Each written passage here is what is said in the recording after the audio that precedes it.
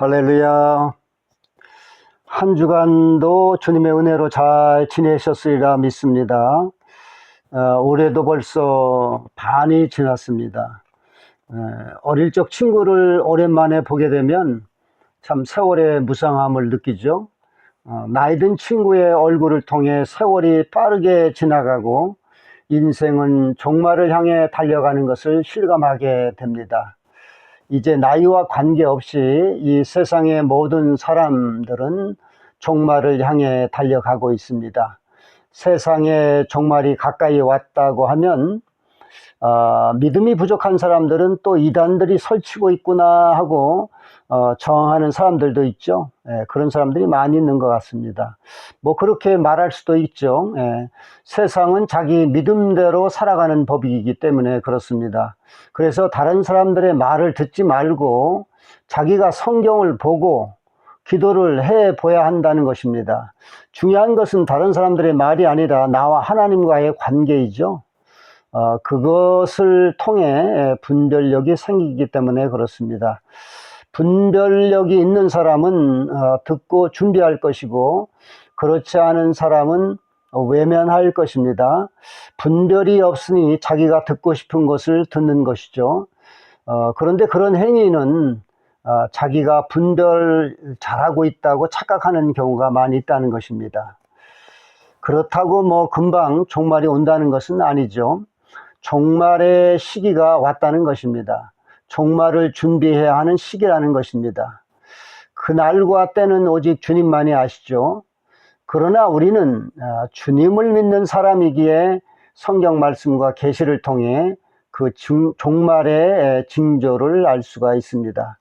그래서 살아계신 하나님을 믿고 성경을 읽고 기도하는 것이죠. 성경은 이제 세상의 지식이나 정보가 아니죠. 살아 역사하시는 하나님의 말씀이죠. 그래서 하나님께서 주시는 영의 양식을 늘 먹고 영의 호흡을 해야 영의 분별을 할 수 있다는 것입니다. 사람의 관계보다 하나님의 관계를 중요시 해야 하는 이유가 여기에 있는 것이죠.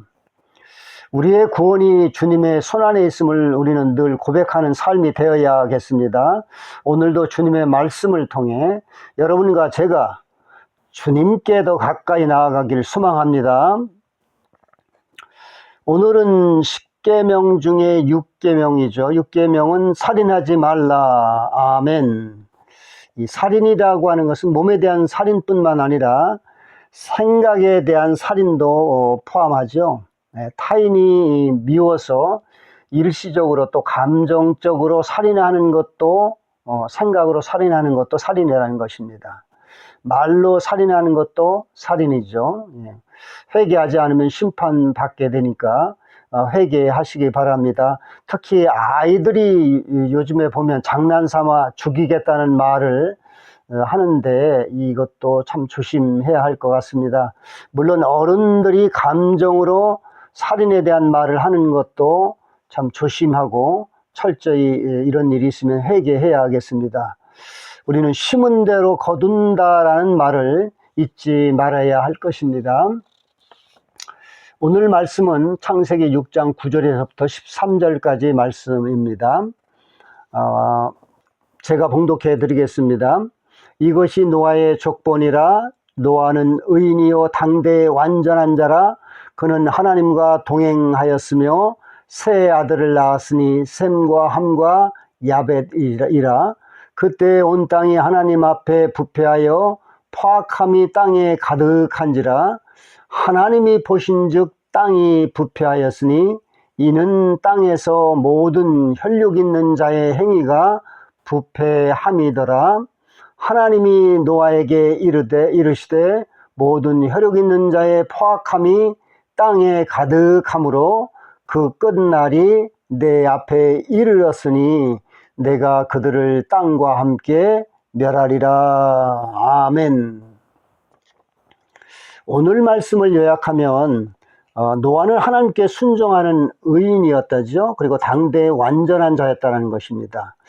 그래서 온 땅을 하나님께서 바라보니까 부패하고 포악한 땅이 되어서 사람들과 땅을 멸하시겠다고 노아에게 말씀하시는 내용이 오늘 말씀이죠. 즉 세상 끝의 모습을 하나님께서 말씀하시는 것입니다. 여기서 우리는 하나님과 노아의 관계를 알 수가 있죠. 세상을 멸하시겠다는 하나님의 마음을 의인인 노아에게 말씀하시고 있는 것입니다. 우리가 이것을 마음에 새기고 노아를 닮아가야 한다는 것입니다. 마지막 때는 노아의 때와 같다고 성경 말씀에 기록하고 있죠. 마태복음 24장 37절과 누가복음 17장 26절에 이 마지막 때의 끝은 노아의 때와 같다고 기록하고 있습니다. 베드로전서 3장 20절에도 보면 하나님께서 순종하지 않는 자들을 위해 오래 참으셨는데 이제 심판을 하신다는 거죠. 근데 그 심판을 하신 때 구원받을 자가 8명뿐이라고 이제 베드로 사도가 기록하고 있습니다.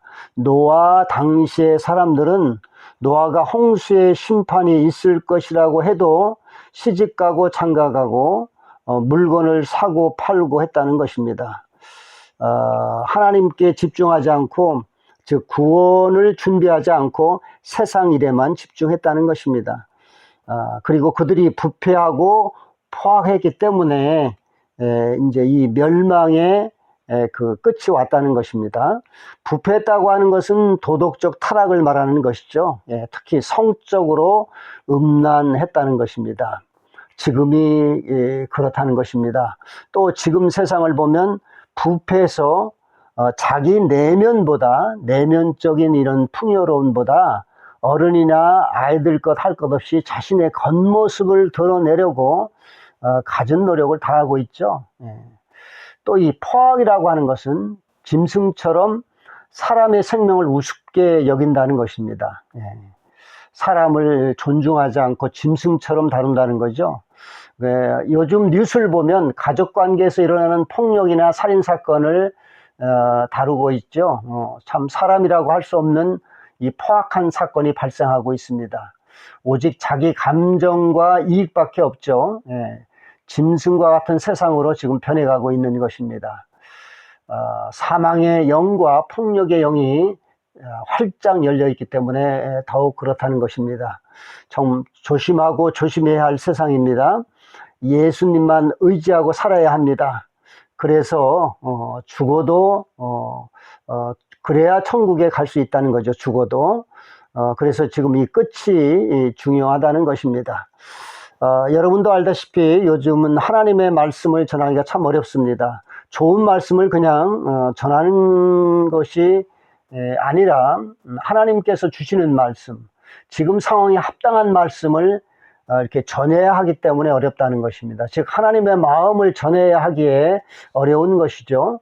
성경에 있는 교훈적인 좋은 아무 말씀을 전해서는 안 되는 그런 시기라는 것입니다. 하나님의 마음에 어긋나기 때문에 그렇습니다. 그래서 참 조심스럽고 어렵다는 것입니다. 사람의 생각을 전하는 것이 아니라 하나님께서 보시기에 전하는 말씀이 지금 시기나 상황에 합당해야 한다. 그런 얘기입니다. 말씀을 가르치는 것과 하나님의 마음을 전하는 것은 다르다고 생각합니다. 그래서 주님께 무릎을 꿇고 더 나아가야겠죠. 여러분께 기도를 부탁드립니다. 부족한 저를 위해 기도해 주시면 감사하겠습니다. 하나님께서 원하시는 말씀을 전하는 종이 되게 해달라고 저를 위해서 간곡히 기도 부탁드립니다. 설교자는 설교자의 마음을 전하는 것이 아니라 하나님의 마음을 전해야 하기 때문에 참 어렵습니다. 그래서 오늘의 말씀도 저 나름대로 기도하며 정한 내용입니다. 우리가 처음이 아무리 좋아도 끝이 좋지 않으면 헛된 인생이라고 할 수가 있겠죠.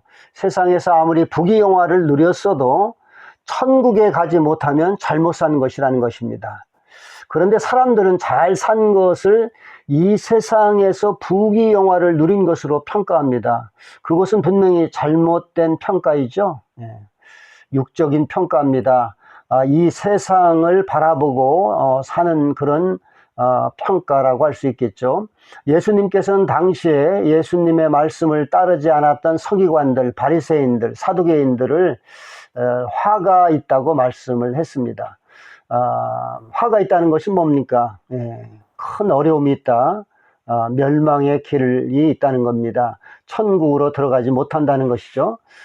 당시에 천대받던 그러나 이 창기나 세리들, 천대받던 창기하거나 이 세리들은 예수님 말씀을 믿고 순종했기 때문에 천국에 있을 것이라고 예수님께서 말씀하셨어요. 그래서 과거에 잘못 산 것에 연연해 하지 말고 앞으로 주님의 말씀대로 사는 것에 우리가 온 힘을 다해야 한다는 것입니다. 그래서 예수님께서는 마가복음 10장 31절에 먼저 된 자가 나중되고 나중된 자가 먼저 될 자가 많다고 이렇게 말씀을 하시죠. 우리가 지금이라도 하나님 말씀에 순종하고 늘 하나님을 찾고 부르짖어서 하나님께 인정받는 자가 되어 끝이 잘 된 자가 되어야겠습니다. 그런 자가 이 세상을 잘 산 자이고 성공한 자이죠. 이 세상은 없어지고 하나님의 나라만 영원하기 때문에 그렇다는 것입니다. 이것을 믿지 않고 자꾸 세상에 연연해 하면 하나님과 멀어지고 마귀에게 지배받게 된다는 것입니다. 고린도전서 10장 10절의 말씀처럼 선 줄로 생각하고 넘어지지 않도록 조심해야 한다는 것입니다. 누가복음 16장 19절에서 30절까지 보면 거지 나사로와 부자 이야기가 있죠. 하나님을 믿는 거지 나사로는 천국에 있지만 하나님을 믿지 않고 안락하게 살던 부자는 지옥에서 고통받고 있다는 것입니다. 요즘 사람들을 보면 하나님을 믿기 위해서 온 힘을 다하는 것이 아니라 많은 사람들이 돈을 벌어서 부자가 되기 위해서 아파트와 주식에 온 힘을 다하고 있습니다. 참 불행하게도 어떤 정치인은 그것을 자랑하고 부추기까지 하죠. 그거 뭐 마귀의 짓이 아닙니까? 마귀 짓이라고 할 수 있습니다. 영이 아닌 육에 힘쓰는 것이죠. 참 회개해야겠습니다. 우리는 천국에 갈 때까지 예수님만 의지해야 하죠. 그래서 여러분과 저는 잠언 16장 18절의 말씀처럼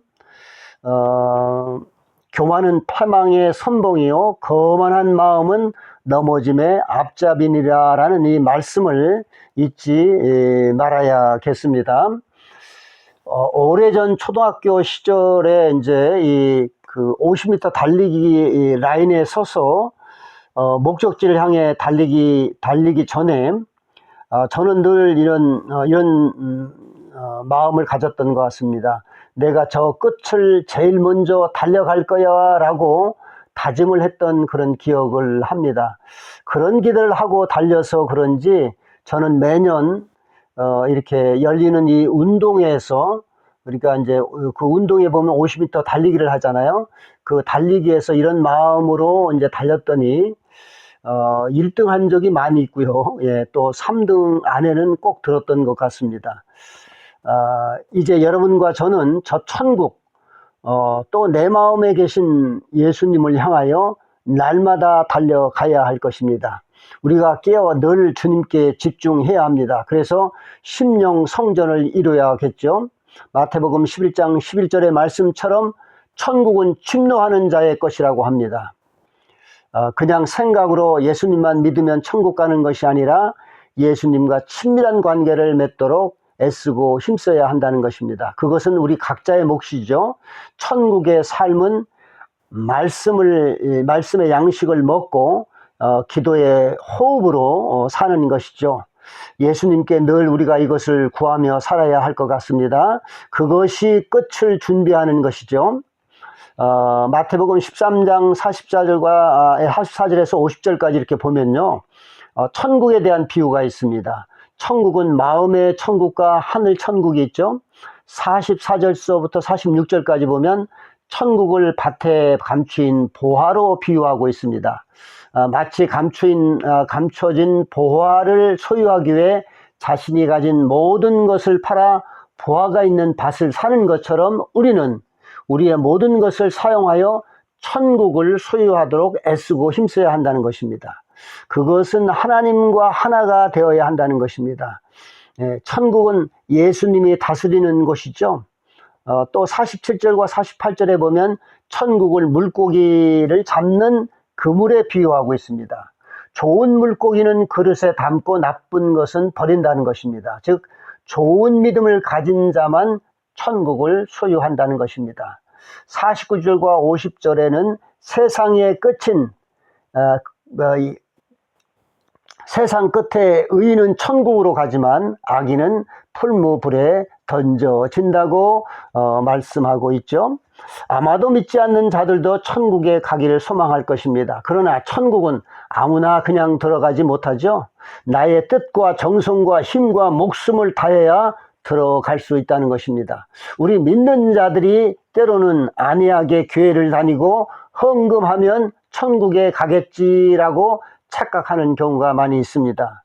앞에서 비유한 것처럼 천국을 보물로 생각하고 그 보물을 얻기 위해 모든 노력을 다 해야 한다는 것입니다. 그것이 끝을 준비하는 자세이죠. 내가 예수님의 마음을 담기를 원한다고 하루아침에 닮아갈 수는 없는 것이죠. 넘어지고 깨어지면서 그 길을 가야 한다는 것입니다. 우선 이 땅에 살면서 거룩한 길, 예수님이 가신 거룩한 길을 가야 한다는 것입니다. 그래서 나를 부인하고 자기 십자가를 지고 가야 한다는 것입니다. 이 말을 실천하기가 참 어렵다는 것을 우리 모두는 다 알고 있죠. 그러나 그것을 실천하는 사람은 적습니다. 그래서 천국이 좁은 문이라고 하는 것입니다. 그러나 내 힘으로는 어렵지만 예수님을 의지하고 가면 예수님께서 우리를 인도하시기 때문에 갈 수 있다는 것입니다. 그래서 예수님께서 내 멍에는 쉬우니 나에게 배우라고 말씀하고 있습니다. 사실 이 세상을 사는 것도 참 쉽지 않습니다. 그렇죠? 이 세상도 살기 어려운데 천국 가는 일이 세상 일보다 더 어려운 것이 당연합니다. 그래서 천국은 누구나 아무나 갈 수 없다는 것이지요. 거룩한 길을 가는 자들이 들어갈 수 있다는 것입니다. 그리고 예수님께서 허락하셔야 한다는 겁니다. 그래서 우리는 끝까지 말씀에 순종하며 예수님께 달려가야 한다는 겁니다. 예수님과 함께 십자가에 매달렸던 오른편의 강도처럼 마지막 순간까지, 마지막 또 순간에도 예수님께 은혜를 구해야 한다는 것입니다. 마태복음 24장 3절의 제자들은 예수님께 주의 임하심과 세상 끝에는 어떤 징조가 있는가를 묻고 있죠. 그래서 4절에서 13절까지 보면 미혹하는 일이 있다고 예수님께서 말씀하시죠. 내가 그리스도라고 미혹한다는 것입니다. 그러나 믿지 말라는 것이죠. 또 폭력, 전쟁, 분쟁 이와 같은 일이 있다는 것입니다. 그리고 기근과 지진이 있다고 하죠. 올해 날씨가 상당히 이제 가물고 또 여기저기 일본이나 중국, 세계, 베네수엘라 이런 데서 지진이 자주 일어나고 있습니다. 또 날이 가물어서 더워서 유럽 같은 데는 굉장히 지금 힘들어하죠. 이런 일이 발생하고 있다는 겁니다. 믿는 자들이 고난을 받고 또 서로 미워하고 거짓 선지자가 사람을 미혹한다는 겁니다. 불법이 성하고 사랑이 식어지는 일이 발생한다는 것입니다. 근데 이것이 재난의 시작이지 끝은 아니라는 것입니다. 이 재난은 정화의 하나로서 끝이 일어나기 전에 이런 재난이 발생하죠. 끝까지 믿음을 잃지 않고 견디는 것이 그래서 중요하다는 것입니다. 큰 고난이 온다고 믿음을 포기하면 아무 소용이 없다는 것입니다. 14절에 보면 모든 민족에게 복음이 전파되면 이제 그때 끝이 온다는 것입니다. 한국의 끝은 북한의 선교라고 하죠. 아직도 북한의 일부 지역은 복음이 들어가지 않는 곳이 있다고 합니다. 그리고 중국의 일부 지역도 복음이 들어가지 않는 곳이 있다고 합니다. 하나님께서 이런 곳에 복음의 문을 여시면 이제 복음이 전파되고 서서히 세상의 끝이 임하게 된다는 것입니다. 그래서 우리 대한민국의 교회는 복음 통일 예수 한국을 이루어야 할 그런 제사장의 그런 국가라고 하는 것을 알아야 한다는 것입니다. 그것을 잊지 말아야 한다는 것입니다. 그것을 이루어야 한다는 것입니다. 또 전 세계의 복음 등불이 되어야 한다는 것입니다. 그렇게 되면 세상의 끝이 이루어지는 것으로 저는 알고 있습니다. 우리 믿는 자들이 그 일의 도구가 되어야 할 것입니다. 그렇게 되는 것이 은혜이고 영광이죠. 우리는 끝을 위해서 그것을 준비해야 합니다. 여러분, 요셉의 생애를 보면 끝이 참 중요하다고 하는 것을 다시 한번 느끼게 되죠. 요셉이 형들의 시기로 거의 죽은 목숨과 같았으나 애굽의 노예로 팔려가게 되었죠. 그는 애굽에서 하나님을 의지하고 열심히 산 결과 물론 때로는 억울하고 괴로운 일도 있었죠.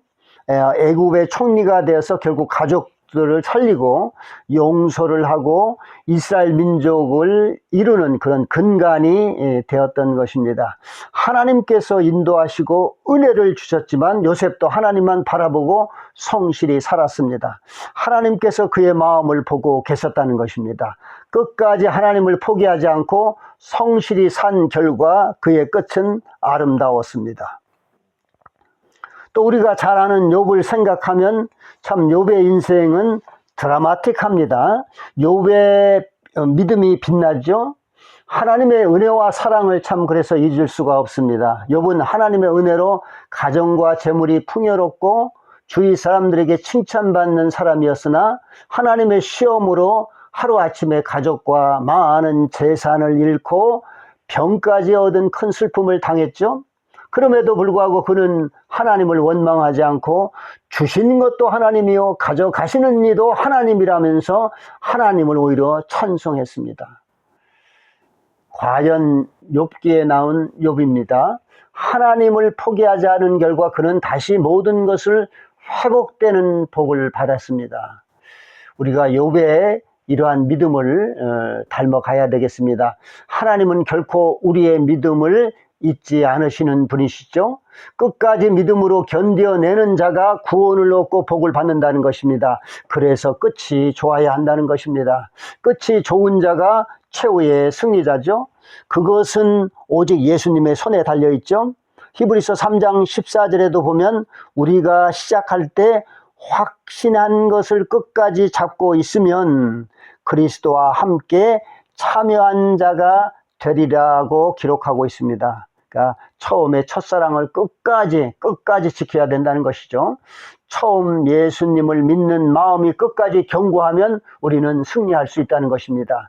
이사야서 44장 6절에도 하나님께서는 이스라엘 민족에게 만군의 여호와 하나님은 처음이요 마지막이며 하나님 외에 다른 신이 없다고 선포하셨습니다. 오직 우리가 의지할 것은 재물이 아니라 하나님이라는 것을 우리가 잊지 말아야 할 것입니다. 이것을 잊으면 안 되겠죠? 마지막에 우리를 구원해 주실 분은 예수님이라는 것을 잊지 말아야 한다는 것입니다. 요한계시록 전체의 요점도 끝까지 믿음을 잃지 않고 견디는 자가 천국에 이른다고 기록하고 있습니다. 요한복음 6장 54절에 보면 예수님은 유대인들에게 예수님의 살을 먹고 피를 마셔야 영생을 얻고 마지막 날에 그들을 살리신다고 말씀하셨습니다. 그것은 영적인 말씀이죠. 예수님의 십자가 사랑을 알고 실천하는 것이 예수님의 살을 먹고 피를 마시는 것이라는 겁니다. 즉 예수님 중심의 삶을 살아야 한다는 것입니다. 예수님을 닮아가야 한다는 것입니다. 이제 우리는 예수님의 생애를 바라보며 그 삶을 닮아가는 삶을 살아야 합니다. 그래야 끝이 좋습니다. 그것이 바로 성공이죠. 그것이 거룩한 열매를 맺는 것입니다. 그래서 정욕대로 살지 말고 경건하게 살아야 한다는 것입니다. 예수님이 말씀하신 것처럼 세속적인 삶을 사는 것이 아니라 이타적인 삶을 살아야 한다는 것입니다. 베드로전서 4장 7절에 베드로 사도는 만물의 마지막이 가까이 왔으니 정신을 차리고 근신하여 기도하라고 말씀하고 있습니다. 그동안 잘못을 회개하며 주님의 뜻대로 살도록 했어야 합니다.